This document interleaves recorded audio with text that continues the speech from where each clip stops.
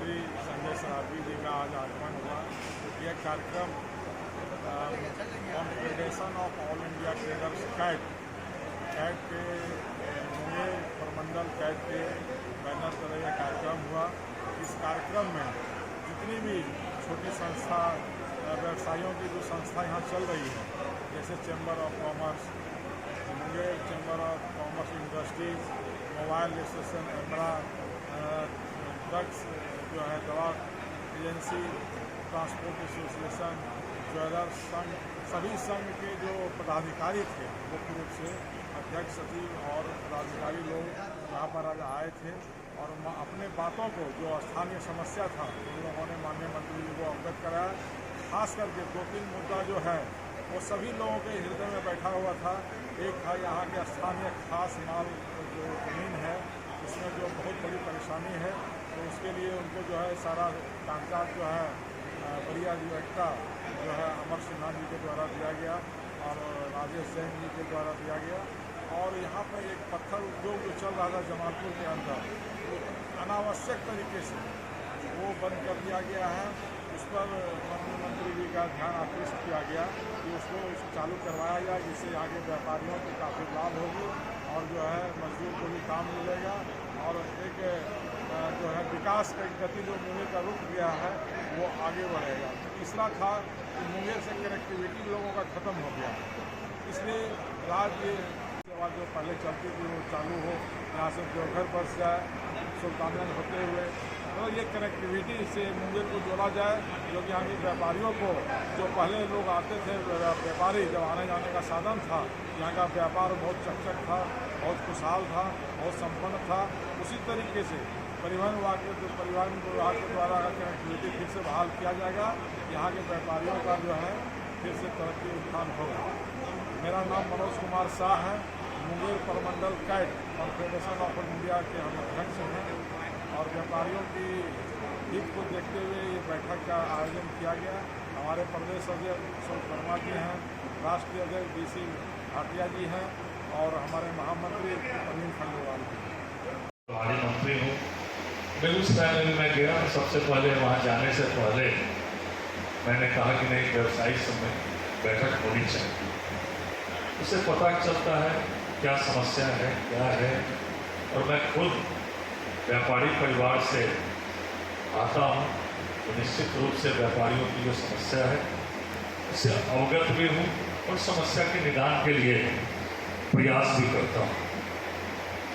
Munger chamber of commerce and industry का जो मुझे प्रतिवेदन मिला है, जो खास महल और जमींदारी जमीनों के लोकेशन में काफ़ी परेशानी है। Munger district chemist and register association का है, तो खास महल जमीन में सहायक अवधि नियंत्रक द्वारा लाइसेंस नहीं दिया जाता।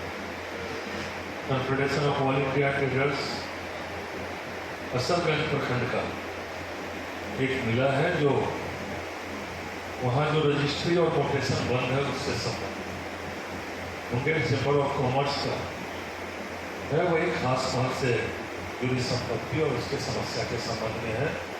और कई अन्य लोगों ने भी, तो मेरे विभाग का किन्हीं का कोटेशन लंबित है या परिमार्जन प्लस लंबित है, वो समस्याओं का मुझे आवेदन है।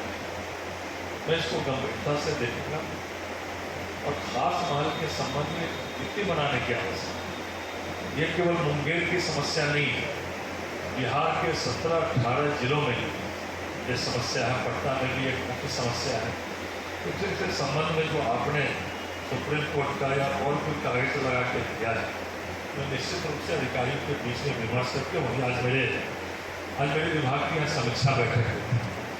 तो मैं जहाँ जहाँ समीक्षा बैठक में जाता हूँ, अपने विभाग के वरीय अधिकारी को भी लेकर, तो आज मेरे विभाग के अपर मुख्य सचिव दीपक जी हैं, वो भी यहाँ आए हुए।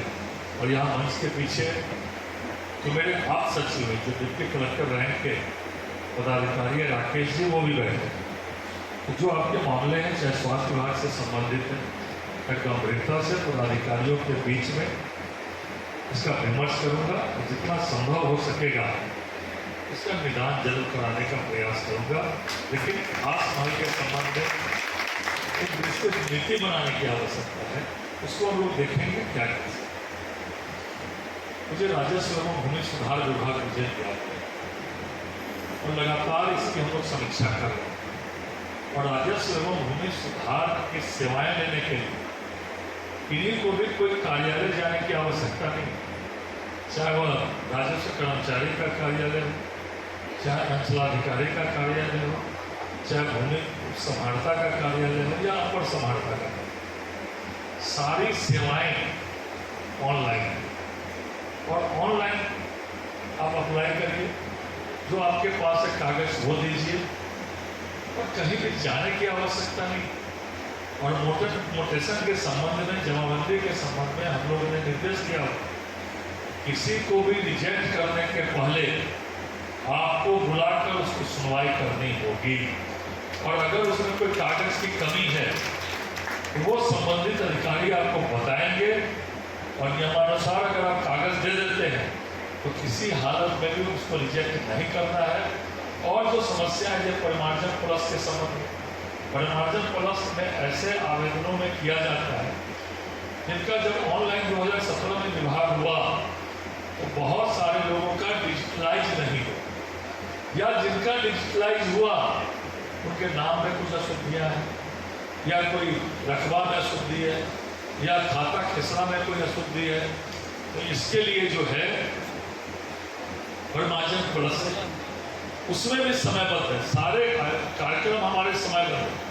आइए माननीय विधायक प्रणव जी एक गंभीर समस्या में मेरे साथ आने वाले थे, इनके पार्टी के पूर्व महामंत्री थे, उनके एक ही परिवार में 3 लोग डूब गए, उनका देहांत हो गया।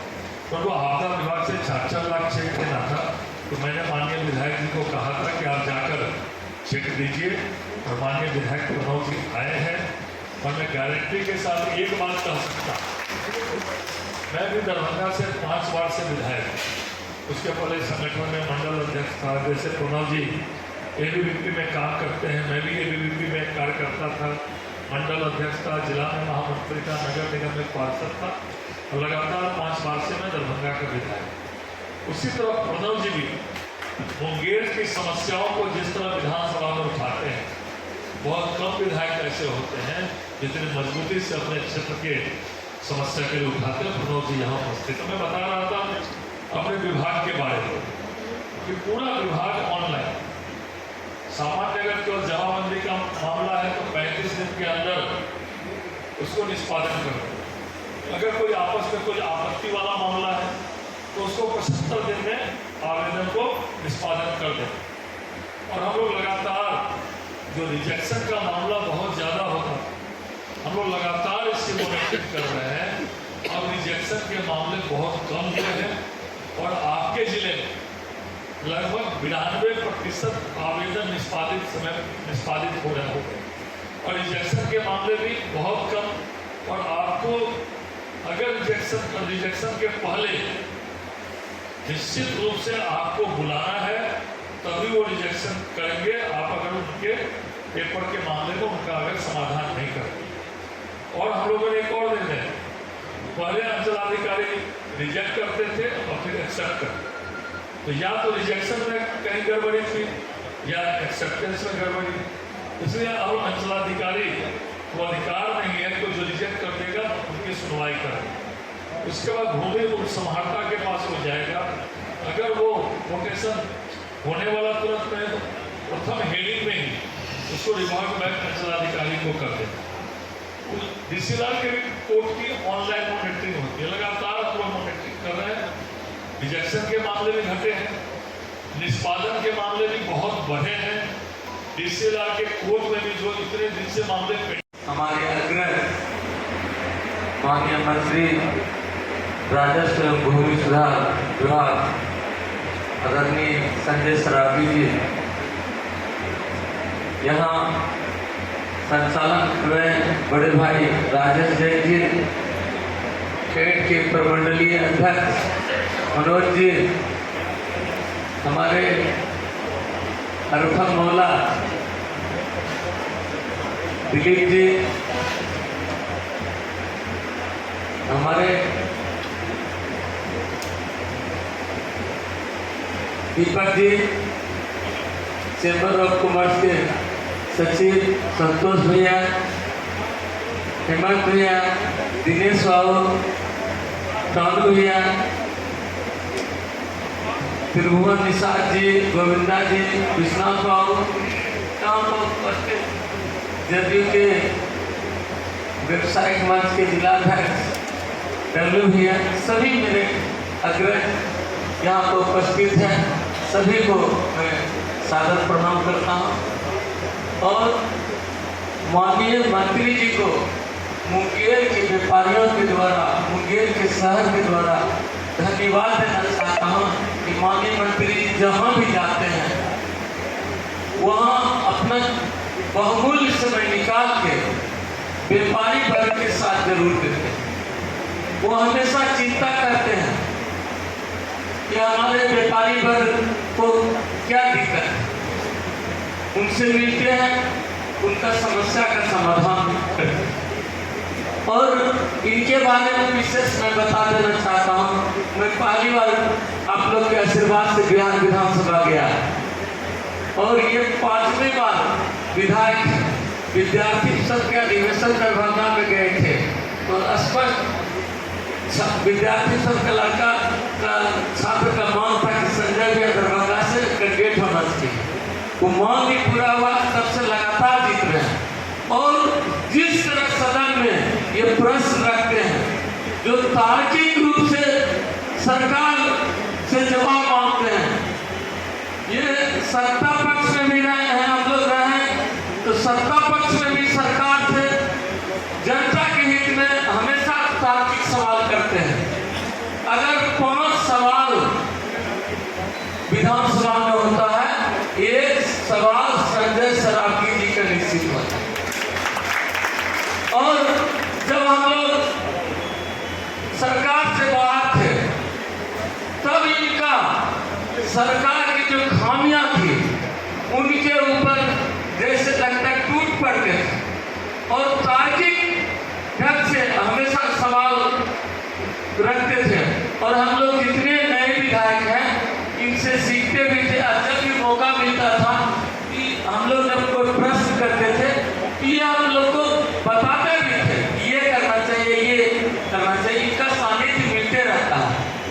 और जितने यहाँ व्यापारी वर्ग है, एक तो व्यापार में जो समस्या आती है आप लोग ने कहा ही होगा